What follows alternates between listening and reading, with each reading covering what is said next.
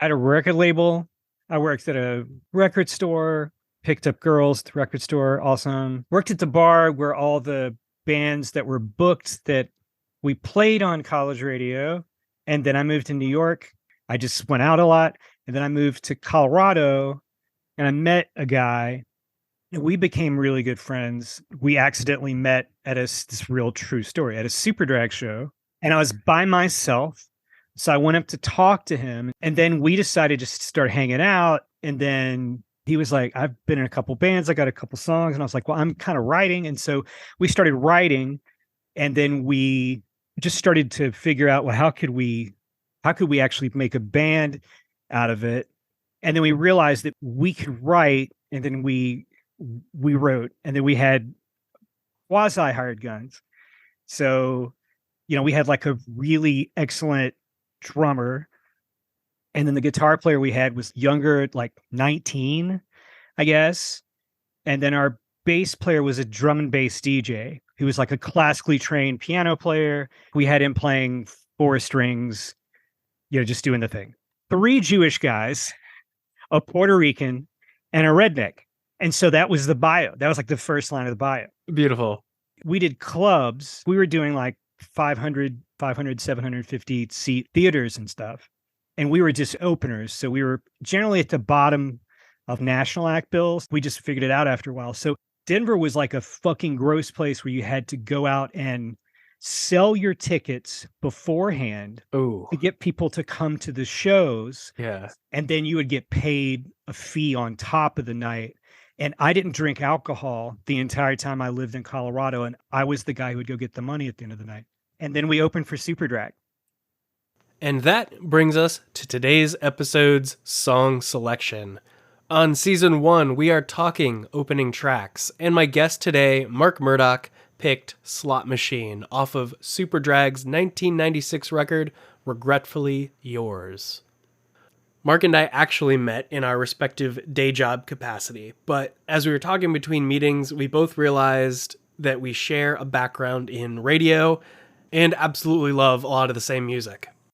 He has also been in the podcast game for some time now. First with the show Ice Cream Headache, on which he and his podcast partner Brian talked with the likes of Steve-O, Michael Bublé, Grace Slick, and more. Mark and Brian went on to later create The Story Guys, which has since evolved into their current show, Rock and Roll Bedtime Stories, on which they cover some rumors and lesser-known lore around your favorite bands and songs, such as Jimmy Buffett vs. the Drug Police, and The Misfits vs. San Francisco. They also have the occasional guest, such as Brian Vander Ark from The Verve Pipe and John Ferguson from The Apples in Stereo. If you're into nerdy rock and roll podcasts, which is to say, if you're a fan of this show, you'll probably enjoy Rock and Roll Bedtime Stories. And if you're listening because you were referred by Rock and Roll Bedtime Stories, consider this episode as basically a side quest. Let's make a mixtape.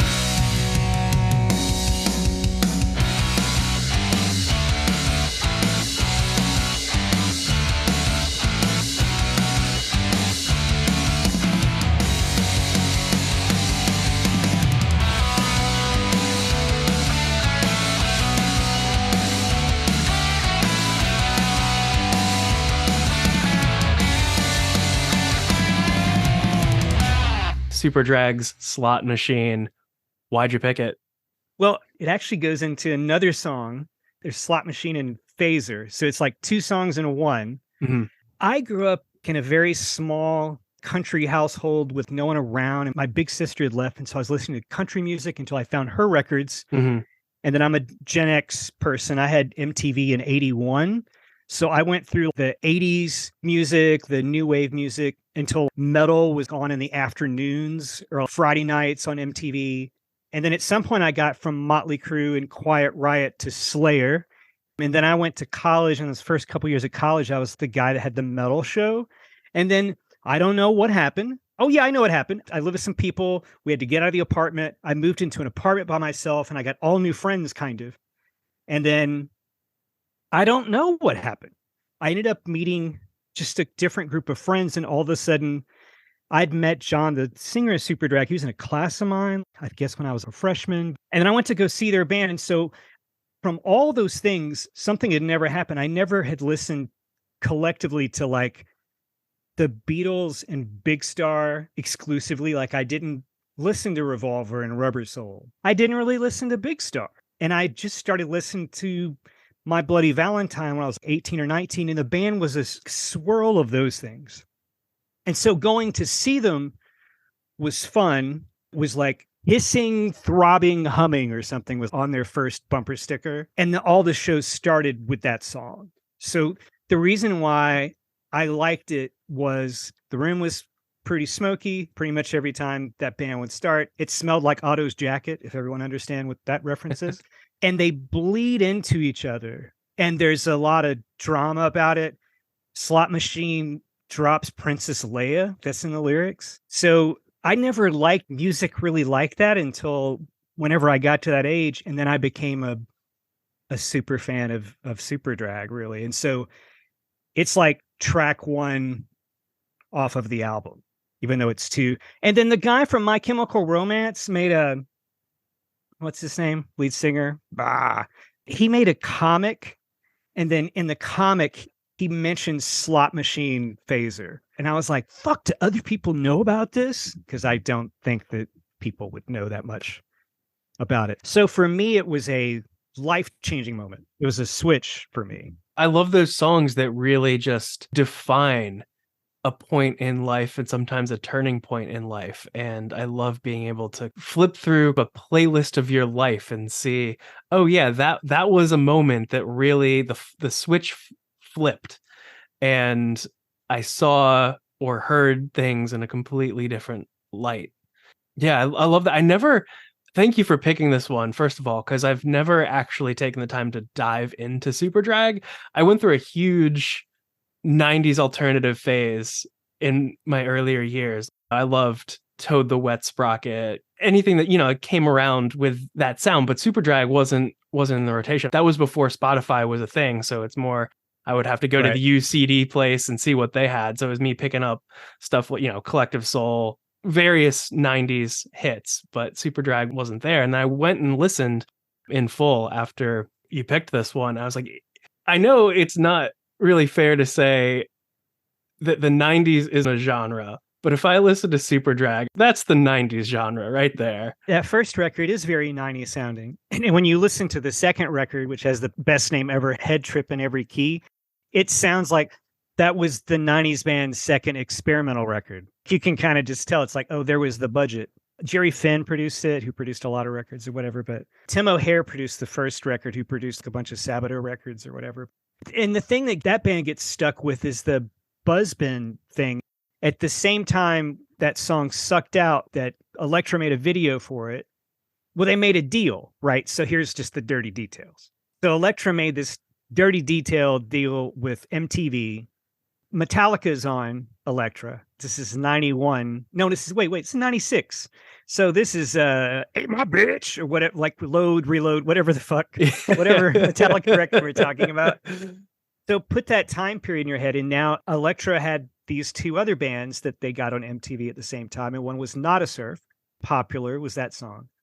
And then Superdrag had Sucked Out. And so people throw shade at Superdrag because of that song. And that song was the song that they had to go back and write after the record was done to have a single, is what that song was. So people throw shade at the band because they don't know the rest of the songs because they only have heard that song.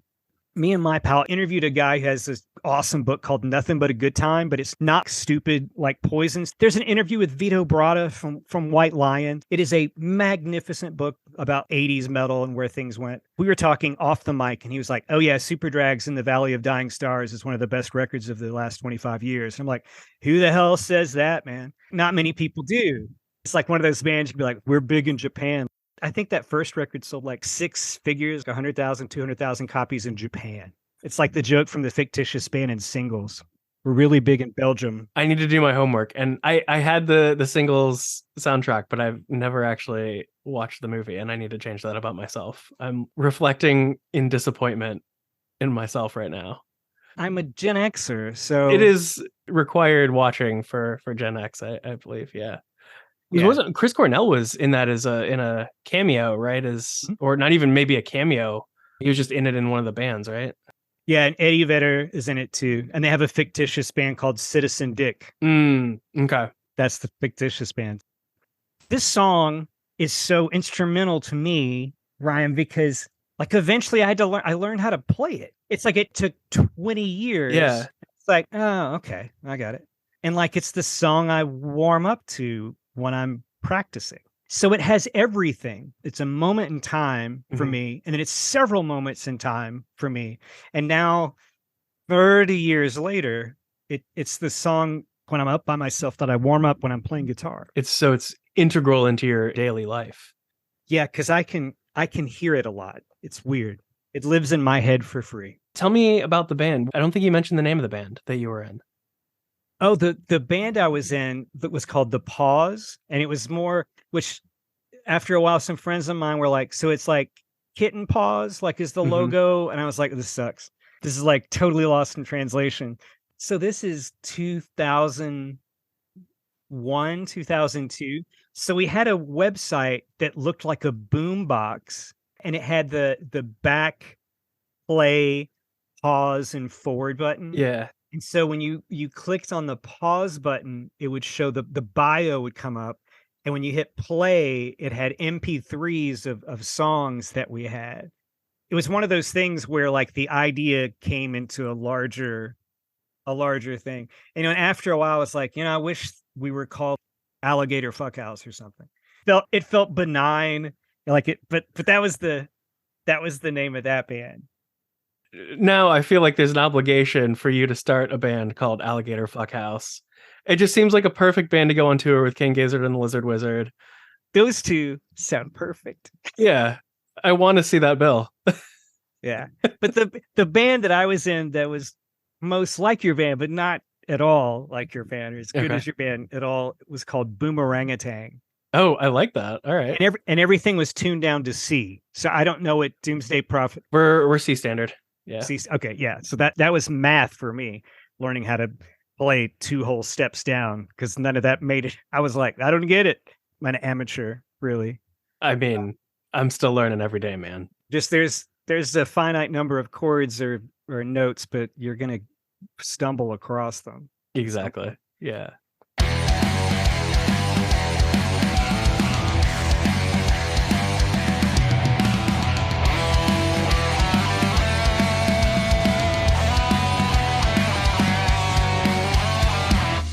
I had a little bit of an internal calculus, and it went off pretty quick. Or on your podcast, Rock and Roll Bedtime Stories, and also Story Guys, the OG. There's a running joke about the Motley Crue. It was maybe 5 or 10 minutes in that you mentioned Motley Crue. Right. It's just, you know what? Everyone has their own shit. Yeah. And like I have a couple of mental diagnoses, and it sucks. And they're things I will live with forever. But this feels like a Tourette's thing that I have. It really does. I feel like sometimes we naturally on the podcast that we get to Motley Crue somehow, but I do think that sometimes I'm driving us there, and I'm going to get us. I'm somehow going to get us to like Tommy Lee honking the horn with his dick on the boat. I'm going to somehow I get us there, but yeah, it's a running joke, but I think I bring us to water every time. There's something to it, because the guy that we've recorded with twice now, he actually ran sound for Nikki Sixx, and there's a autographed bass in his recording studio and a bunch of other tour memorabilia and stuff. Shout out to the one and only Scotty Sandwich, who is also the composer of the show's theme music. So can the sound guy set the rumors straight on whether Nikki actually knows how to play bass or whether he plays to a track or not? At some point it came out when this nasty things were coming out about between Mick and the band or whatever. I think it was Mick that said, Nikki doesn't even didn't play the entire time. That whole like arena thing. Yeah, not at all. And then there was Bob Rock had an interview. See, man, I can see here where we went. You just let's go.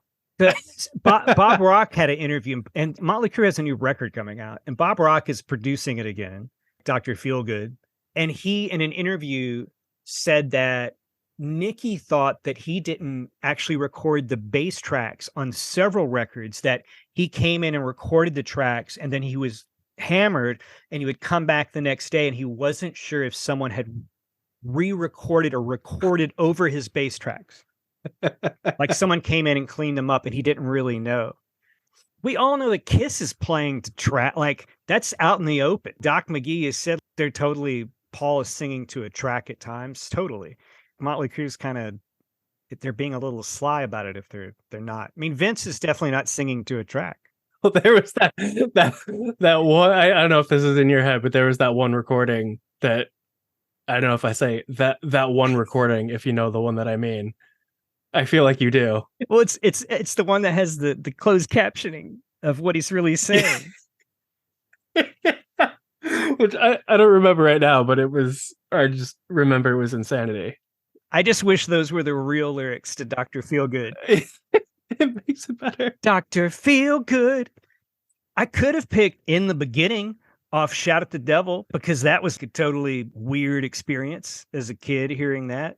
But yeah, I totally picked Superdrag as mine. I don't think you could have picked a better one. It means something significant to you, and I think that's ultimately what this is all about. And it's kind of a lot of part about who I am, kind of. Sounds a little cheesy. That's more than cheesy. It's like I'm talking about like a Wayne Newton song that touched my life. Songs have that ability to really have footnotes on our lives that we keep going back to. And there's science around music and memory and how being able to, I will remember, I listened to a lot of music as a kid when we would drive 12 hours up to Western New York. And in order to get through that drawl of a drive, I would just listen to CD after CD after CD.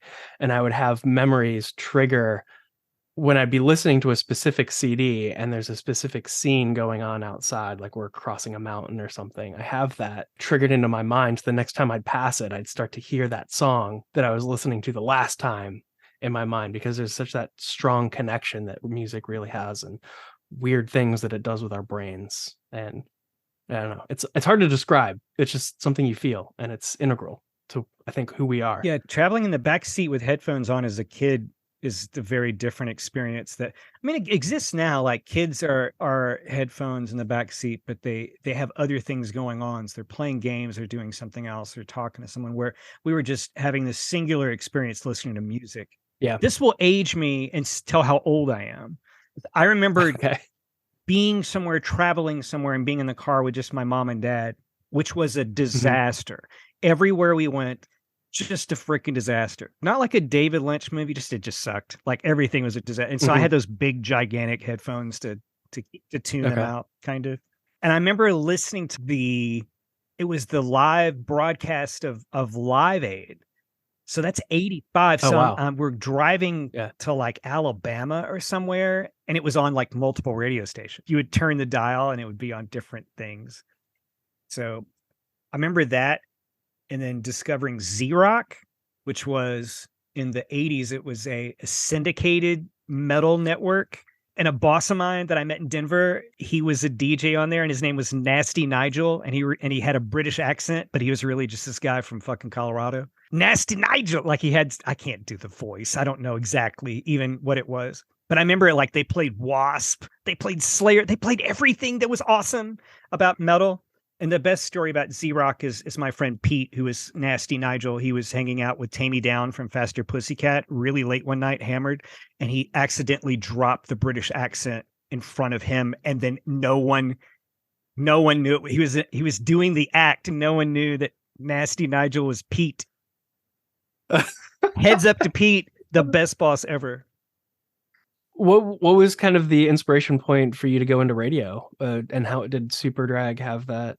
Could you credit that as part of it, or was that before? Music was definitely an escape from. I was trying to get away from what was going on in my house, and so when I was 14, I was on the radio. Wow! I mean, it's a small place, small town. You know, it's like I figured out there was Hmm. There was a lady there and her daughter went to school with me, and like I asked and I got to do it, and super easy. And once I figured it out, immediately like I knew I could do it. My voice sounded fine. I had to learn to undo southern accent things really fast. I found out what those things were because no one opens a microphone and says, "You're fixing to hear Freebird." That's not how you talk in real life, people. That's not how DJs talk. Even if you are, in fact, fixing to hear Freebird. Yeah, you're not. Coming up next in 6 minutes. Guess whatever the hell they say. Yeah. I always was doing that. And then at some point I had to, I mean, it's kind of, you grow up, it's kind of, there was no way to make money doing it. But it did give me, when I was in college, the opportunity to play that band on college radio, like to death. And then, to have them do live stuff and have them like on a couple of compilations and things. And it was super fun. So being that connectivity with it was really great. And actually getting to be a part of local music and that connectivity was really, that was the funnest stuff ever. Because it really is, it's a community, and there's something that's different about it when you're actually a part of it versus from outside looking in.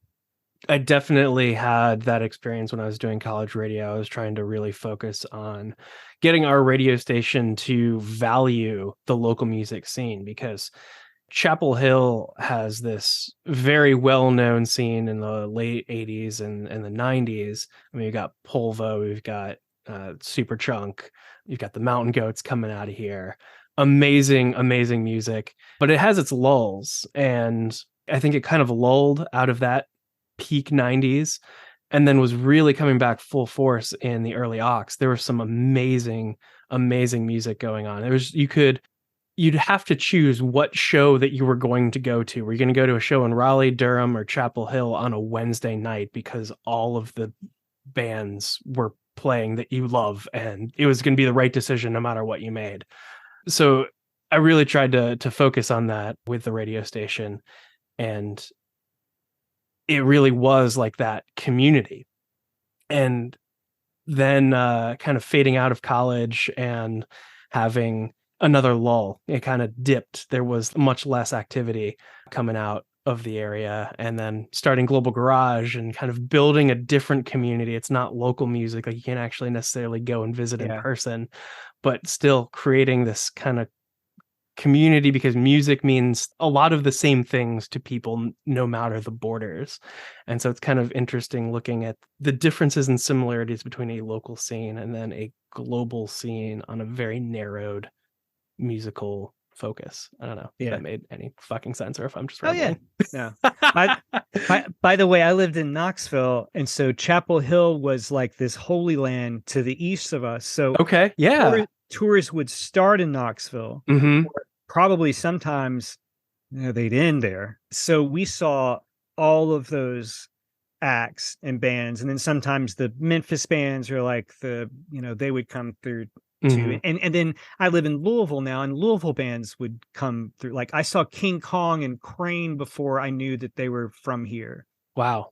I moved here and had no idea that Slint was from Louisville. Like I just didn't know. My favorite band from Chapel Hill, Raleigh was Picasso Trigger, which I don't think a lot of people liked. And it was Kathy Poindexter, who was the lead singer, and she played the trumpet periodically. They kind of were like a little bit of a joke parody thing, a little bit, but it was heavy. And when they would play in Knoxville, they would not make fun of the Archers. Like they would say really nasty things about the Archers of Loaf. And then they would say something like, "Oh, you motherfuckers like UT football here. It's like, it's NASCAR is the best fucking sport, you motherfucker." Like it was like that, this nasty, weird kind of fake vitriol that they had with this unbelievably very gorgeous lady in a cowboy hat spitting at everybody. And they were my favorite band for sure. But I did like Polvo and all those other bands too. And a lot of those bands are Superchunk or 5/8, and there's all these other bands that are around in the area. They ended up doing a lot of shows with Superdrag. So I couldn't miss the scene that you were around, and I couldn't miss it because of where I was at too. Yeah. That would have been a super bill to have Superdrag and Superchunk. Yeah. I hope they did that at some point. If not, missed opportunity. I did see kind of the quasi revamped Big Star Oh, wow. when it was Alex Chilton, Jody Stevens, and then the two guys from the Posies, and then Wow. Superdrag opened for that, and that was kind of special. That's incredible. Yeah. That you got to see Chilton too. Yeah, That's yeah, awesome. yeah. I got to meet him once, and he signed a CD for me, and he had a cigarette in his hand, and the ash was like 70 feet long, and he had one of those silver pins that you shake, the paint pins that has the ball in it. Oh, yeah. And I was like, Mr. Chilton. I didn't know what to fucking say. I was like freaking out. I'd never been starstruck about things. And I was a guy, and I was like, Mr. Chilton. He's like, just call me Alex. And I was like, why do you have one of those paint pins? And he said, class, kid, or class, man. And then the cigarette ashed all over his crotch. And then he pushed all the cigarette ash off his crotch. And he goes, class, man. Like, what else could you say after that? That is perfect. I know. I was like, this is the best moment ever. Man, it's so good. Oh, shit. And without Alex Chilton, there probably wouldn't really be a Superdrag or a lot of other bands too. So, well, thank you so much for a handful of stories. This was a blast. And listeners, you can catch Mark Murdock on the Story Guys podcast and Rock and Roll Bedtime Stories if you want many more stories. Mark, anything that you want to talk about, promote? Where can people find you? Now, I just hope people go see Doomsday Prophet. They're a band I've really always wanted to see. I'm sure Ryan will tell you about that when he has time to, for sure. Oh, you're too kind. Well, thank you so much for joining me. I really appreciate it. Always a pleasure to chat with you. Yeah, you too. Mark Murdock, everybody. Seriously, if you enjoyed this episode, go check out Rock and Roll Bedtime Stories. Be sure to check out the show transcript at letsmixtape.com for a bunch of videos and such, including some information that Mark followed up on after, like a YouTube video of the complete Bender sessions, Superdrag's 8-track demo recordings for Regretfully Yours, recorded by Nick Raskalinex, who, to quote Mark, went from East Tennessee to winning Grammys, twisting knobs for the Foos and Rush. As well as a song from Superdrag's second LP, Head Trip in Every Key, that was also recorded for compilation. The note Mark sent along with a link is, quote, John recorded 2 separate vocal tracks here. He was apparently soaked in LSD in the vocal track on the right side of the cans, end quote. So give that a listen with the context. You can hear Superdrag's Slot Machine if you follow the Season 1 Let's Make a Mixtape playlist on Spotify or YouTube, if that is your preference. Be sure to subscribe and rate the podcast, as that helps the show get discovered. You can follow the show on social, whatever your channel preference is, at Let's Mixtape. And join me next week when I talk with Kudani, a prominent Vinyl Talk TikToker, lifelong music collector, and music lover. Thanks for listening.